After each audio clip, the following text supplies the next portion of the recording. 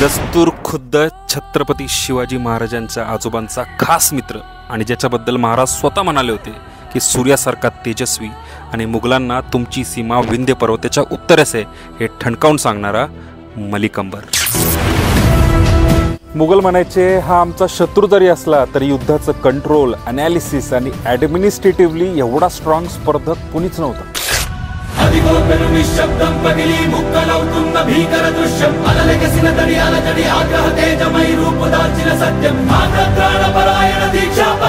इथिओपियावरून आणलेला एका हबशी गुलाम एवढा मोठा पदापर्यंत जाऊन पोहोचतो, इतिहासात याचं उदाहरण दुसरं कुठेच नाही। बहामनींनी आणि त्यांच्या ॲन्सेस्टर्सनी फक्त पर्शियन लोकांना सेवेत घेतलं नाही तर आफ्रिकन लोकांना सुद्धा घेतलं, तेव्हा त्यांना हबशी म्हणायचे।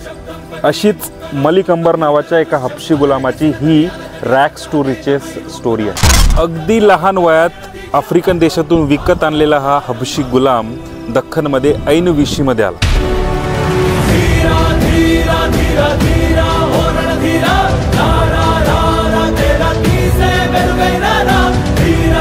पुढे त्याच्या मालकानं ह्या हबशी गुलामाला मलिक अंबरला निजामशाहीच्या मुख्यमंत्र्याला विकलं आणि महत्त्वाचं म्हणजे निजामशाहीचा मुख्यमंत्री सुद्धा हबशीच होता। पुढे हा निजामशाहीचा मुख्यमंत्री हबशी मुख्यमंत्री मरण पावला आणि त्याच्या बायकोनं मलिक अंबरला आझाद केलं। मलिक अंबर पुढची 20 वर्ष छोटी फौज बाळगणारा भाडोत्री सेनानी म्हणून काम करू लागला आणि त्यानं मग आदिलशाहसाठी भरपूर लढाया लढल्या। आदिलशाहने त्याला मलिक पदवी दिली। 1600 उजाडलं। मलिक अंबरकडे 7000 फौज झाली, त्याच्यामध्ये मराठीही होते, त्यामध्ये दुसरे दखनी देही होते।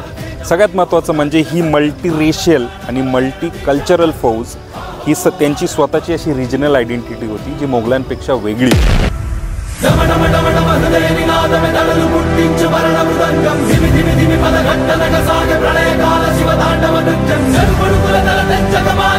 मलिक अंबरची लाडकी युद्धाची टेक्निक म्हणजे मंद गतीने पुढे येणाऱ्या शत्रुसेनेवर चाल करायची अचानकपणे आणि पळून जायचं।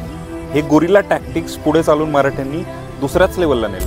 बादशाह जहांगीरला मलिक अंबरचा एवढा तिरस्कार वाटायचा कारण तो त्याला युद्धात सरळ सरळ हारू शकत नव्हता दख्खनमध्ये। तर त्यानं काय केलं, दिल्लीमध्ये एक इमॅजिनरी पेंटिंग काढून घेतली। त्याच्यामध्ये असं दाखवलं की बादशाहची बाजू ही प्रकाशाची आहे, सत्याची आहे आणि मलिक अंबरची काळोखाची। निजामशाहीचा सुलतान कोण होणार हे ठरवणारा हबशी गुलाम मलिक अंबर याचा नाद करून कसं चालणार।